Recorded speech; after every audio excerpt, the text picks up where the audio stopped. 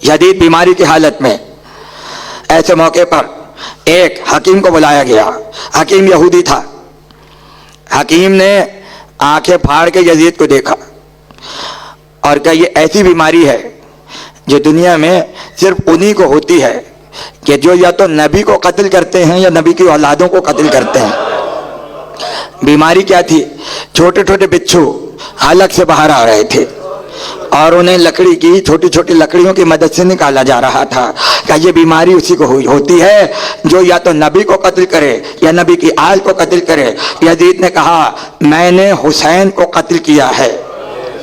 एक मर्तबा यहूदी ने देखा, यहूदी है, यजीद के पास आया, देखा और देखकर कहा, जिस हुसैन के कत्ल से वो बीमारी तुझे हो गई जो नबी वालों को होती है और औलाद वालों को होती है नबी की, इसका मतलब है हुसैन का मजहब तो सच्चा है। उसी वक्त अशहदु अल्ला इलाहा इल्लल्लाह अशहदु अन्ना मोहम्मद रसूलुल्लाह आया यजीद के पास, मगर फिर भी इस्लाम हुसैन की वजह से मिला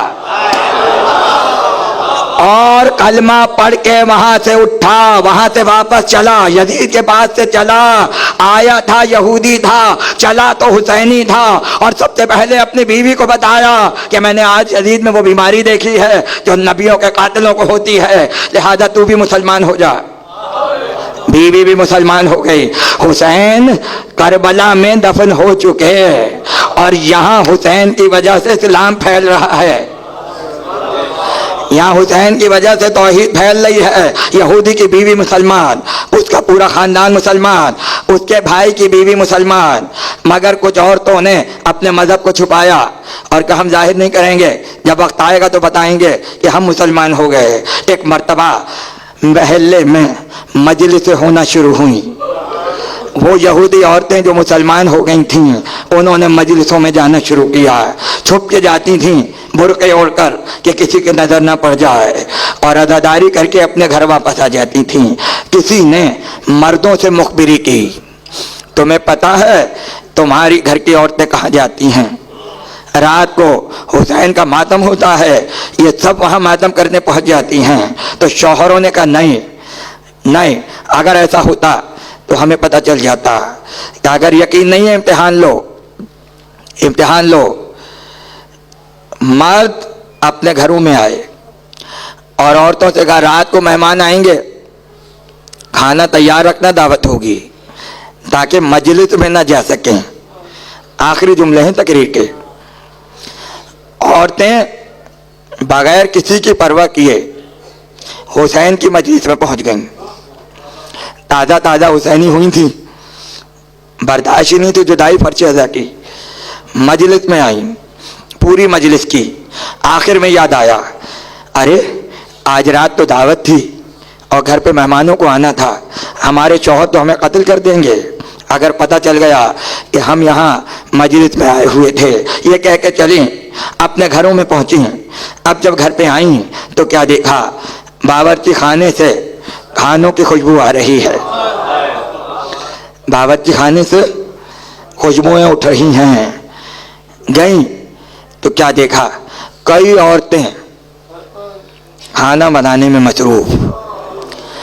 कोई दरवाजे पे खड़ी है, कोई बावर्ची खाने में खड़ी है, कोई सहन में खड़ी है, कोई फर्श बिछा रही है।